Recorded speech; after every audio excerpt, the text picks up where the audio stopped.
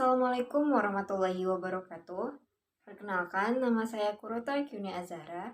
Saya berasal dari Kota Pasir Pengarayan, Kabupaten Rokan Hulu. Saya merupakan mahasiswa Universitas Riau, Fakultas Keguruan dan Ilmu Pendidikan, jurusan Ilmu Pendidikan, program studi PGSD, kelas PGSD 20B, dan merupakan angkatan 2020.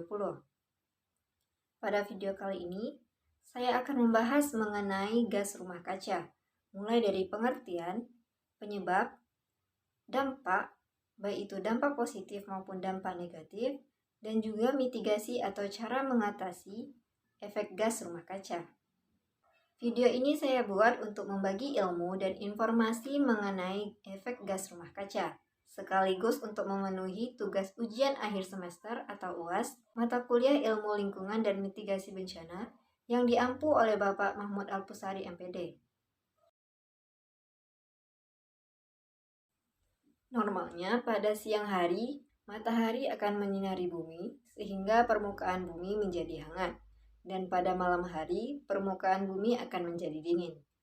Akan tetapi, akibat adanya efek rumah kaca, sebagian panas yang harusnya dipantulkan permukaan bumi diperangkap oleh gas-gas rumah kaca di atmosfer. Inilah mengapa bumi menjadi makin hangat dari tahun ke tahun. Efek rumah kaca. Efek rumah kaca adalah krisis lingkungan dan kemanusiaan yang sedang terjadi di bumi. Suhu permukaan bumi kian meningkat akibat terperangkap oleh gas karbon dioksida yang makin banyak dari hari ke hari, dan menjadikan bumi makin panas dan juga rawan akan bencana. Efek rumah kaca mampu menghangatkan bumi hingga rata-rata 59 derajat Fahrenheit atau 15 derajat Celcius, sehingga membuat kehidupan di bumi menjadi lebih baik dan layak huni. Tanpa adanya efek rumah kaca, dunia hanya akan menjadi tempat yang beku dan tidak dapat dihuni. Untuk beberapa kondisi, mungkin menguntungkan, tetapi lebih banyak dampak merugikannya. Sebenarnya, gas-gas rumah kaca diperlukan agar bumi tidak terlalu dingin.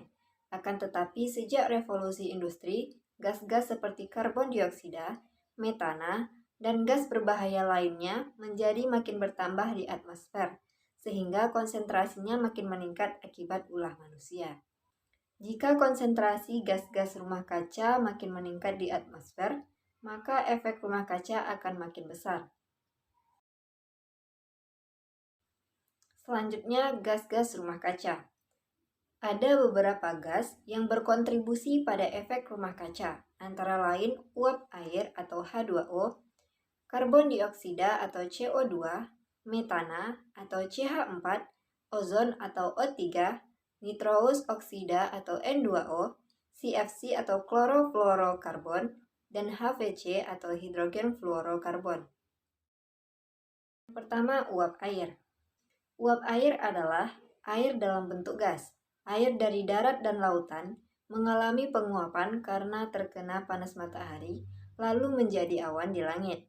Kandungan air di dalam awan akan turun ke darat dan laut menjadi hujan. Proses ini memberi efek dingin. Yang kedua, karbon dioksida atau CO2. Gas ini terdiri dari karbon dan oksigen. Selain dari proses pernafasan, karbon dioksida berasal dari makhluk hidup yang membusuk. Karbon dioksida juga dihasilkan oleh gunung berapi. Namun, paling banyak gas ini dihasilkan dari pembakaran bahan bakar fosil. Rutinitas sehari-hari yang juga sebagai penghasil karbon dioksida diantaranya adalah berkendara menggunakan motor atau mobil yang berbahan bakar minyak. Gas jenis ini paling berkontribusi menyebabkan pemanasan global atau global warming. Semua ini terjadi ketika manusia memasuki era revolusi industri dengan kemunculan pabrik dan juga mesin. Selanjutnya, metana atau CH4. Metana berasal dari karbon dan hidrogen atau air. Metana dihasilkan oleh rawa-rawa, sawah padi, peternakan, sampah sisa makanan, dan penggunaan gas bumi serta batu bara. Sayangnya, gaya hidup manusia yang modern membuat metana dihasilkan secara berlebihan. Semakin banyak daging yang kita makan, maka semakin banyak peternakan yang ada di bumi. Hewan-hewan inilah yang menghasilkan metana saat sedang mencerna rumput yang dimakannya. Metana kini dianggap sebagai penyebab pemanasan global terburuk kedua setelah karbon dioksida. Selanjutnya ozon atau O3. Di ketinggian 30 km di langit atau lapisan stratosfer, ozon atau trioksigen membantu penangkalan oleh sinar radiasi matahari. Manusia dan makhluk hidup lainnya tidak bisa terpapar radiasi matahari yang terlalu kuat. Lapisan ozon inilah yang mampu melindungi kita. Namun, selama ini kita menambah lapisan ozon di langit yang rendah atau troposfer. Dengan adanya ozon di troposfer, semakin banyak panas yang terperangkap di bumi. Ozon di lapisan troposfer ini terbentuk dari kebiasaan manusia pada saat mengendarai mobil dan aktivitas industri pabrik. Selanjutnya, dinitrogen oksida atau N2O. Dinitrogen oksida biasa dikenal dengan penambah kecepatan di kendaraan dan roket. Secara alami, dinitrogen oksida dihasilkan oleh laut serta bakteri di tanah. Namun, dinitrogen oksida yang berlebihan juga dihasilkan oleh pabrik, pembangkit listrik, dan juga pupuk. Akibat dinitrogen oksida yang terlalu banyak akan merusak lapisan ozon. Rusaknya lapisan ozon bisa membuat manusia dan makhluk hidup terpapar radiasi matahari yang bisa merusak tubuh. Kanker kulit salah satu penyebab yang dihasilkan radiasi matahari yang terlalu kuat. Selanjutnya, klorofluorokarbon atau CFC. Senyawa ini diciptakan oleh manusia dengan menggabungkan unsur klorin, karbon, hidrogen, dan juga fluorin. Tujuannya untuk menghasilkan senyawa kimia pendingin yang kita kenal dengan sebutan freon. Pendingin seperti kulkas dan AC menggunakan freon. Sama seperti di nitrogen oksida, CFC juga dapat merusak lapisan ozon. Selain itu, CFC memperkuat efek gas rumah kaca yang menambah panas bumi. Beruntungnya, pada tahun 1987, disepakati Perjanjian Montreal Protokol untuk tidak lagi menggunakan gas-gas yang merusak ozon. NASA melaporkan pada 2018, lubang di lapisan ozon mulai pulih akibat pelarangan CFC. Selanjutnya HCF atau hidrofluorokarbon. Hidrofluorokarbon adalah senyawa organik buatan manusia yang mengandung atom fluorin dan hidrogen, dan merupakan jenis senyawa organofluorin yang paling umum. HCF biasanya berbentuk gas di suhu ruangan. HCF sering dimanfaatkan oleh mesin penyejuk udara dan juga sebagai refrigeran. HCF mulai digunakan untuk membantu memulihkan lapisan ozon karena sebelumnya gas yang digunakan adalah klorofluorokarbon atau CFC yang menimbulkan lubang ozon di atmosfer. Walaupun HFC tidak berdampak terhadap lubang ozon, gas ini juga turut bersumbangsi terhadap pemanasan global, mengingat HFC merupakan gas rumah kaca. Penyebab terjadinya efek rumah kaca. Yang pertama, penebangan liar dan pembakaran hutan. Keberadaan tumbuhan sangat bermanfaat bagi manusia. Selain sebagai sumber makanan, tumbuhan bisa digunakan sebagai media untuk mengurangi efek rumah kaca. Karena untuk melakukan fotosintesis, tumbuhan membutuhkan karbon dioksida dan juga uap air. Dengan makin maraknya penebangan liar, akan menjadikan berkurangnya media untuk mengurangi efek rumah kaca. Tak hanya itu, pembakaran hutan secara besar-besaran juga menjadi penyebab meningkatnya efek rumah kaca. Jika hutan dibakar, akan terbentuk hasil samping berupa gas rumah kaca seperti CO2. Gas ini akan dilepaskan ke udara dan menjadi penahan radiasi sinar matahari. Yang kedua, penggunaan bahan bakar fosil secara berlebihan. Penggunaan bahan bakar fosil seperti minyak bumi dan batu bara yang terlalu berlebihan tak hanya berdampak buruk pada kualitas udara, tetapi juga dapat meningkatkan konsentrasi gas rumah kaca di atmosfer. 3. Pencemaran laut. Lautan dapat menyerap karbon dioksida dalam jumlah yang besar. Akan tetapi, akibat pencemaran laut oleh limbah industri dan sampah, laut menjadi tercemar sehingga banyak ekosistem di dalamnya yang musnah, yang menyebabkan laut tidak dapat menyerap karbon dioksida lagi. Yang keempat, industri pertanian. Penggunaan pupuk non-organik untuk meningkatkan hasil pertanian ternyata membawa dampak buruk bagi lingkungan. Penggunaan pupuk tersebut bisa menghasilkan gas rumah kaca seperti nitrous oksida atau N2O yang nantinya dilepaskan ke udara. Yang kelima, limbah rumah tangga. Limbah rumah tangga, jika dibiarkan, akan menghasilkan gas metana dan juga karbon dioksida yang dihasilkan dari bakteri-bakteri pengurai sampah. Yang keenam, industri peternakan. Limbah industri peternakan seperti kotoran sapi ternyata bisa menghasilkan gas rumah kaca seperti karbon dioksida atau CO2 dan metana atau CH4. Makin banyak limbah peternakan yang dibiarkan begitu saja, makin besar pula gas rumah kaca yang dilepaskan ke udara. Selanjutnya, proses terjadinya efek rumah kaca.